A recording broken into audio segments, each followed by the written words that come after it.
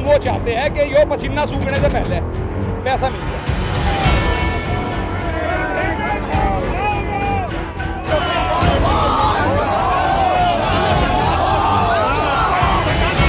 उत्तर प्रदेश में किसानों की आवाज बुलंद करने वाली राष्ट्रीय लोकदल ने आज गन्ने का बकाया और गन्ने के मूल्य की वृद्धि को लेकर लखनऊ में जमकर प्रदर्शन किया। साथ ही पुलिस भर्ती में आयु की छूट की भी सरकार से मांग की। आपको बताते चले कि राष्ट्रीय लोकदल के प्रदेश कार्यालय पर आज सुबह से ही कार्यकर्ताओं का आना शुरू हो गया था और राष्ट्रीय महामंत्री त्रिलोक त्यागी के आते ही रालोद का पैदल मार्च निकला। सैकड़ों कार्यकर्ताओं के जत्थे को लेकर रालोद नेता जब मुख्यमंत्री आवास के लिए आगे बढ़े तो उसी वक्त उत्तर प्रदेश पुलिस ने बैरिकेडिंग कर रालोद नेताओं और कार्यकर्ताओं को भाजपा मुख्यालय के पास ही रोक दिया, जिसके बाद रालोद के कार्यकर्ताओं और पुलिस के जवानों के बीच हल्की नोकझोंक भी हुई। रालोद नेताओं के हाथों में मौजूदा तख्तियों में गन्ना किसानों का बकाया दिए जाने, पुलिस भर्ती में आयु सीमा में छूट दिए जाने, आलू का समर्थन मूल्य घोषित किए जाने की बातें लिखी हुई थी। काफी देर तक नोकझोंक होने के बाद पुलिस ने आगे नहीं जाने दिया तो रालोद नेताओं ने अपना ज्ञापन अधिकारियों को सौंपने के बाद मीडिया से बातचीत करते हुए कहा कि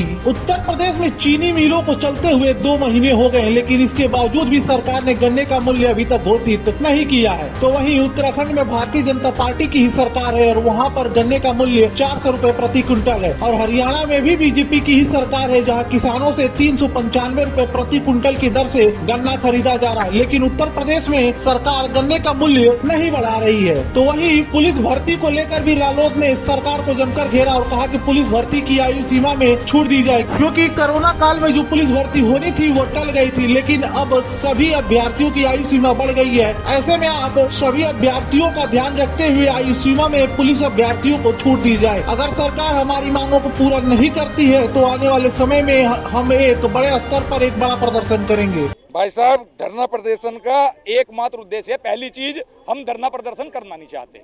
हम ये चाहते हैं कि मेहनत का पैसा समय से पहले, जो हमारे बाबा जी चौधरी चरण सिंह जी कहते थे, हम वो चाहते हैं कि यो पसीना सूखने से पहले पैसा मिल जाए। यहाँ पसीने की बात कर रहे हो, लागत कितनी आ रही है। किसानी अगर कोई करता है आप में से, वैसे तो मैं कह नहीं सकता आप लोग करते हैं नहीं करते, तो आपको किसान का दुख पता होता। किसान ब्याज पे पैसे लेके पहले फसल लगाता है, फिर और ब्याज पे पैसे लेके उस फसल में खाद बीज डालता है, उसके बाद फसल पक जाती है और उसके बाद रेट तय नहीं होता। मजाक चल रहा है। जो अन्नदाता है उसके साथ आज के समय में मजाक चल रहा है, ना चल रहा हो आप बताओ। जब प्रति एक हरियाणा कहीं भी चले जाओ आप, किसका मैं नाम गिनूं, सब जगह के रेट फाइनलाइज हो चुके हैं। सो वाई इन यूपी क्यों नहीं हो रहा? कारण क्या है? 2 महीने मिल चलते हो गए, आधी चीनी बिकली, लेकिन अब तक किसान की पर्ची पे रेट आ रहा है 0.0। देखिए, आज का धरने का मुख्य उद्देश्य था कि गन्ना किसानों का जो मूल्य है वो अभी तक सरकार ने नहीं बढ़ाया, जबकि सरकार ने आश्वासन भी दिया था और गन्ना किसानों का जो लागत है वो लगातार बढ़ रहा है।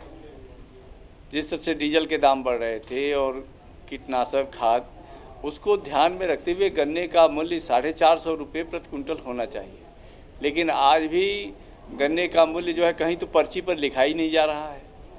तो हम लोग गन्ने का मूल्य 450 रुपये प्रति क्विंटल किए जाने की मांग को लेकर मुख्यमंत्री के यहाँ जाने वाले थे।